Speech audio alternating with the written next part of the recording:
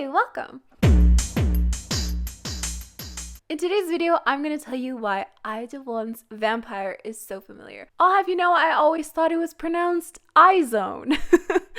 I was wrong. Actually, I'm going to stop you right there to remind you to subscribe to this channel. Click the bell to be notified. You can also do little things here and there, like liking my videos, commenting on my videos, and sharing them if you feel so inclined to. Thank you so much. So I think the first thing that a lot of people have noticed is this kind of crown move that we see in Itzy's icy performance in the ending. Now, in and of itself, this crown move is not exclusive to Itzy. I've seen quite a few dancers use this move, including Angelina. But what makes this very similar is just this kind of, I was going to say human centipede. That is not where I want your mind to go. However, it has already gone there. I'm so sorry. But kind of just this intertwining of hands on each other's heads to make a crown for someone else. So that aspect is very similar because that's essentially the same thing that Itzy did. Is this like necessarily copying? I'm not sure, because when I saw Itzy do the crown thing, I thought they were copying Janelle, but then it turns out there are like quite a few dancers who do this as well. So is it copying? I don't know. You let me know in the comments down below. I'm very wary of saying someone copies another person because I just think nothing is original in this world is a lie. I know this is a J-pop song. However, it might end up in my K-pop dance similarities part 3. I don't know. Why not? So that's similarity number 1. Similarity number 2, I think, has more substance to it, and that is 4 minutes volume up. I won't do that to you. So essentially, both music videos start out with someone walking down the hall, and you can hear footsteps. And then both music videos have a zoom in on someone's face, and then both screens turn red and reveal the title. How scandalous. Both music videos are shot in a similar type of environment. So this very, old Victorian-esque house. So inevitably there are going to be some similarities, especially like during the dancing parts. It does look quite similar. The outfits aren't identical, but they do give a similar feel. But what really gets me is that both music videos feature a scene where someone is sitting on this old couch and they're holding an animal. You might be wondering, why are you making this video? Well, for one, you guys love it when I point out similarities. And number 2, I like pointing out similarities and I like talking about second-gen K-pop. So it's kind of a win-win. So now let's move on to my review of the song. But first, I kind of want to explain my relationship with IZONE.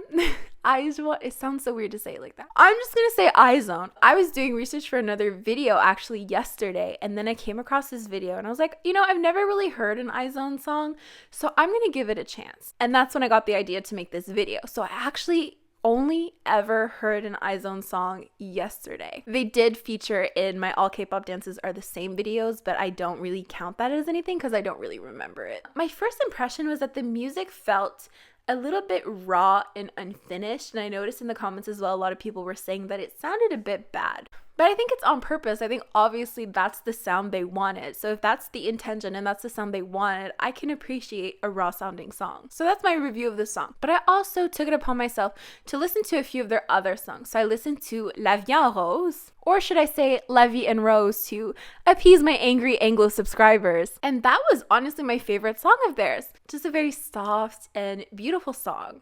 And then I listened to Violetta, and that was pretty too. I actually don't remember what it sounds like, but I did listen to it and I do remember liking it. But here's a little bit of an exclusive theory. I obviously just only listened to IZONE yesterday. So maybe I'm missing something. Maybe there's theories that you guys already have that I'm like intruding on. I don't know. But in Vampire, they have the same lollipops that they do in La Vie en Rose. And then in Violetta, a member is looking very intriguingly into a mirror the same way a member is looking intriguingly into a mirror in Vampire.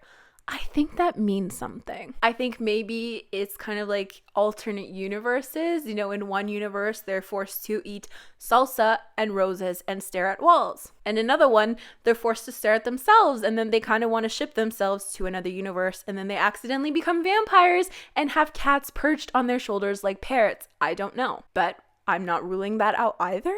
But I do want you guys to know that IZONE is on my radar from now on, because I'm in love with La Vie en Rose. So in love with it that I actually downloaded it on Spotify, which is a huge commitment for me. I don't just download anything on Spotify. It's a very sacred and personal thing for me.